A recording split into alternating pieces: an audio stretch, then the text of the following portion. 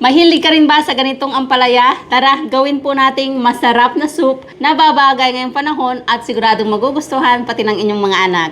Meron tayong giniling, kalahating kilo. Yung pinong-pino po ang pagkakagiling. Lagyan natin ng isang kutsarang harina, pepper, carrot, liquid seasoning, konti lang, isang itlog, at halu-haluin natin.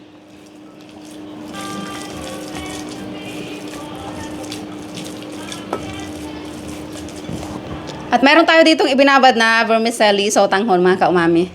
Pinutol-putol ko lang at ihalo na natin. Para kapag inilagay natin ang mixture sa loob ng ampalaya, hindi po kakawala yung laman dahil mag-e-expand yung ating noodle. Ihalo lang natin mabuti. Hatiin natin sa gitna ang ating ampalaya. Huwag na nating butasan sa kabilang dulo. At gamit po ang kutsara, tatanggalan natin ng kanyang laman sa loob. Ayan, ang konti ng laman, oh. Kuskusin po natin yung puti-puti para mas maraming space para sa ating palaman. Ganyan, mga kaumami. Naabot na po tayo ng ulan, mga kaumami. Ngayon ay maglalagay na po tayo ng ating palaman dito sa ating mga ampalaya. Kailangan po natin itong kamayin, mga kaumami.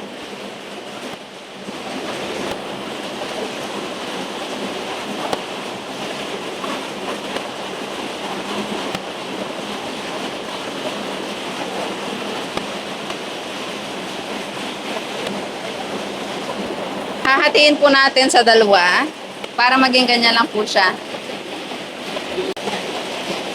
Meron na tayong pinapakuluang tubig, baboy na galing sa kahon, spring onion, cilantro, yung tinatawag nilang pakshi, ugat lang po muna,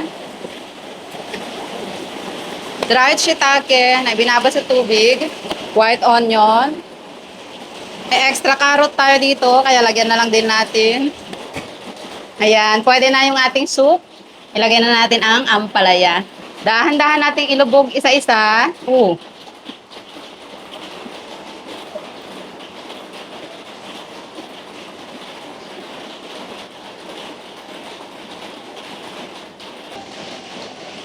At papakuluan natin, medium heat, hanggang sa maluto yung palaman. At huwag natin kalimutan ang cilantro and green onions. Ito na, yung ating stuffed ampalaya, mga kaumami. Ang ganda, di ba? Tignan natin sa loob niya.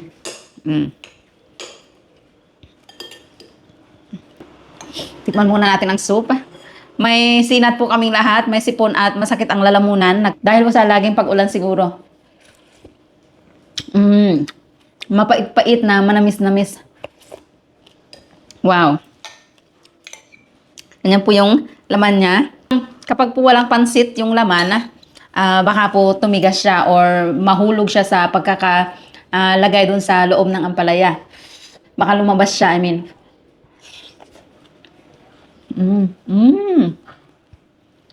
Wow. Parang gagaling agad ang lagnat. Ang sarap, mga kaumami. Ang mga anak ko ho, gusto nila ito. Ito lang ang niluto kong ulam ngayon. Wala silang choice. Kapag po mga ganitong ulam, kailangan isa lang ilutuin ko para kumain sila. Hanggang sa nasanay na po sila at gustong gusto na.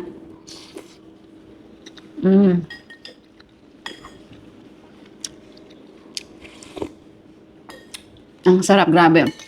Subukan niyo po ito. Dahil napakasustansya, madali lang gawin at mura.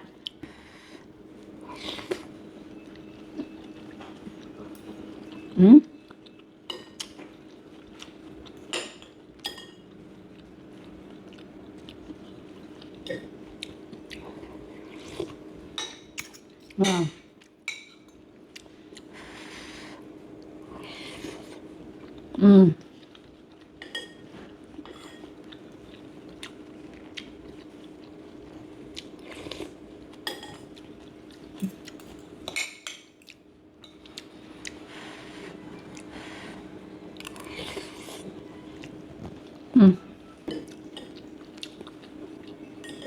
At ito po yung gusto nating ma-achieve, yung clear yung sabaw niya. Ayaw natin yung parang malapot-lapot na parang sinigang. Kaya kailangan medium fire lang po yung pagpapakulo natin. At pinakuluan ko po ito ng mga 25 minutes sa medium fire.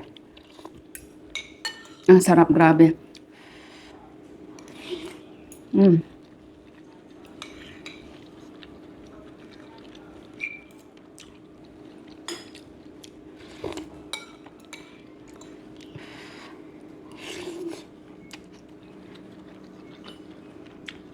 Ang isang piraso, pang isang tao. Pang isang serving.